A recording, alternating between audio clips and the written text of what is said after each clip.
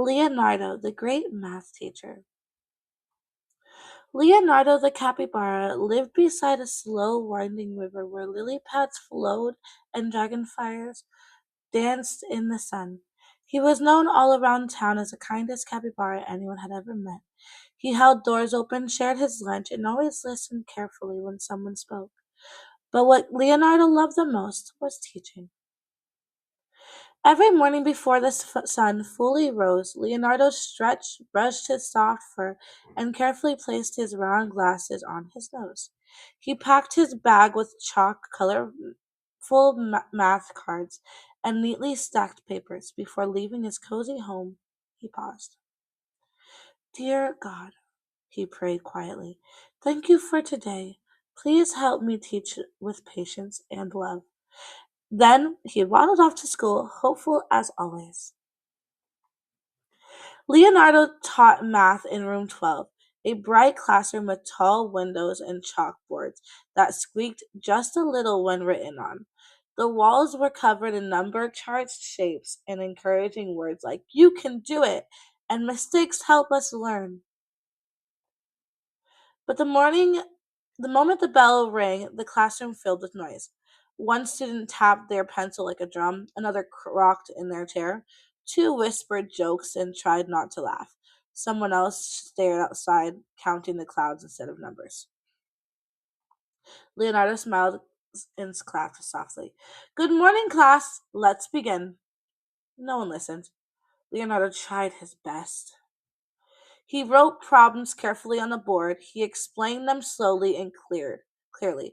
He repeated instructions again and again, but the students struggled to focus. Some said math is boring. Others whispered, I'm bad at this. A few gave up before even trying. By the end of the day, Leonardo felt tired in his bones and heavy in his heart.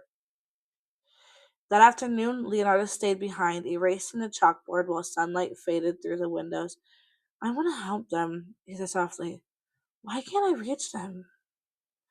On his walk home, Leonardo noticed the river moving steadily forward, never rushing, never stopping. He wondered if teaching was the same way, slow, patient, and steady.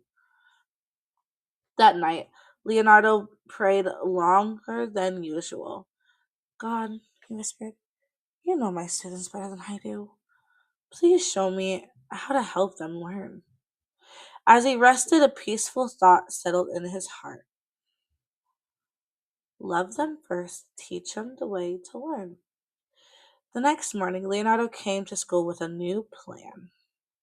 Instead of starting with math, he sat on the edge of his desk and asked, what makes you happy? The class went silent. Slowly, hands went up. Music, drawing, games, helping my little brother, running fast. Leonardo listened carefully and wrote down everything. Then he smiled. We're going to learn math a little differently, he said. That week, room 12 was transformed. They counted beats and using claps and songs. They learned addition by sharing snacks. They solved problems by working together in teams. They used blocks, drawings, and movement to understand numbers. When someone made a mistake, Leonardo said, that's okay. Mistakes mean your brain is growing. When someone felt stuck, he reminded them, God gave you a mind that can learn. Slowly, something changed. The tapping pencil stopped. The whispers faded. Curiosity filled the room. Leonardo also learned to notice things. One student struggled because they were afraid to be wrong. Another needed breaks to move. One just needed to hear, I believe in you. Leonardo prayed quietly during that day. Help me be gentle. Help me be patient. Help me see their hearts. Every day, confidence grew. One morning, a student raised their hand and said, can I try this problem? Another helped a classmate without being asked. Another smiled proudly at their work. Leonardo felt joy bubble inside him. Then came test week.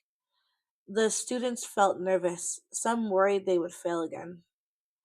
Leonardo knelt beside them. "You've learned so much," he said. "Do your best. God is with you." Before the test began, Leonardo whispered his last prayer.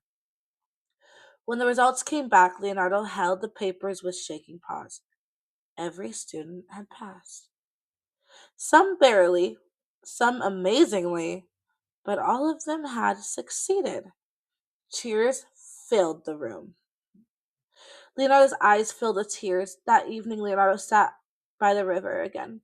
"Thank you, God," he whispered. "This was never about numbers alone." Leonardo learned that teaching was about patience, faith, and love, and that with God's help, every child could learn. The next morning, he returned to room 12, ready to teach not just math, but confidence, kindness, and hope. The end.